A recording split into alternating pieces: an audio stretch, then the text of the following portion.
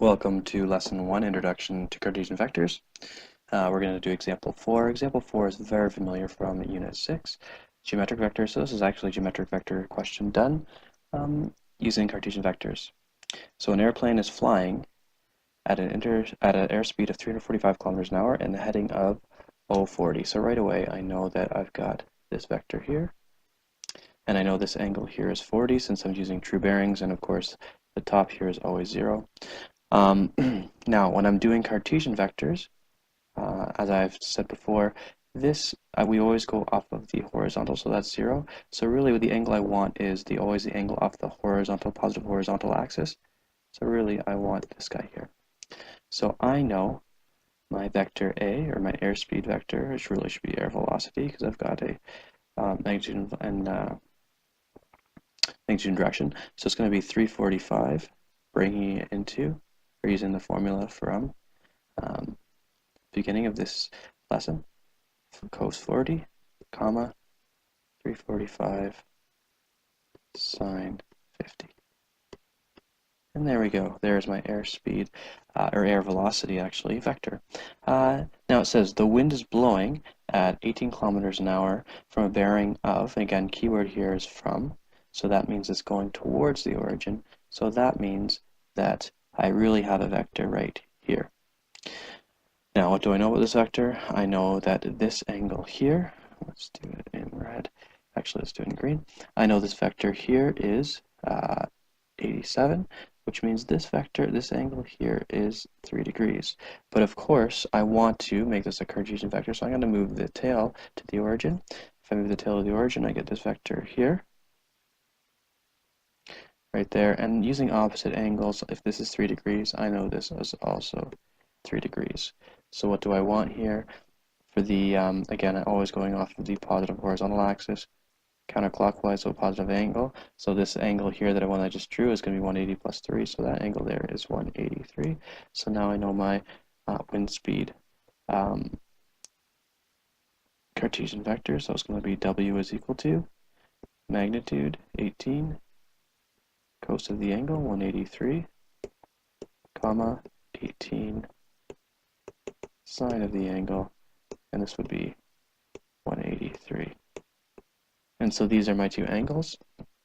Now, I know that ground velocity is actually equal to the resultant.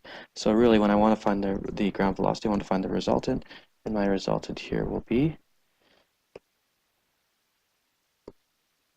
R is going to be equal to the airspeed plus the wind speed. So I'm going to R is equal to A plus W.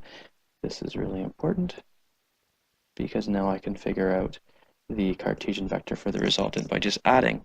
So here we go. I'm going to add them up. So I know R is equal to, and I'm just going to add the first coordinates up. So 345 cos of 50 plus 18 cos of 183 plus, or sorry, not plus.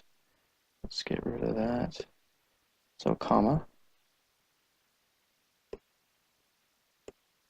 And here I'm going to have 345 sine of 50 plus, it's a degree symbol, strange degree symbol as it is, 18 cos, no, not cos, sine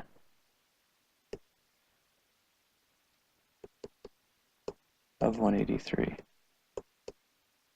That is an S, strange S as it is. Alright, so I really have my resultant as this. If I put this in my calculator, you put this whole thing here in your calculator, you're going to get 203.8 and 263.34. So I can now find the magnitude of the resultant, so the magnitude, or the ground speed, the magnitude is going to be the square root of 203.8 squared plus 263.34 squared. I should have brackets around there. Whoops. So my resultant, magnitude of my resultant will be 333 kilometers per hour. That is a scalar. I need the actual, I need now the direction to get the ground velocity.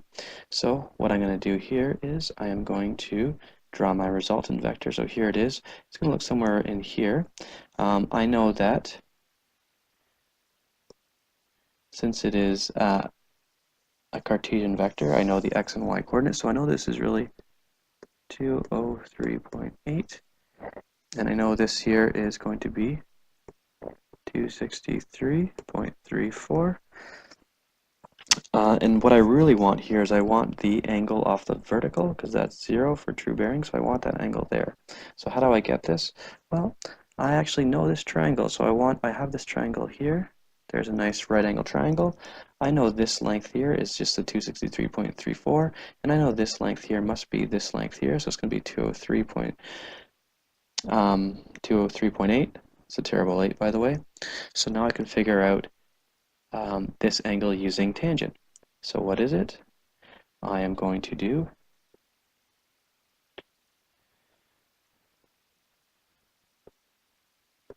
tan theta is equal to opposite, so 203.8 all over 263.34. If I put that in my calculator, I get theta is equal to approximately 37 degrees. So now I've got my direction.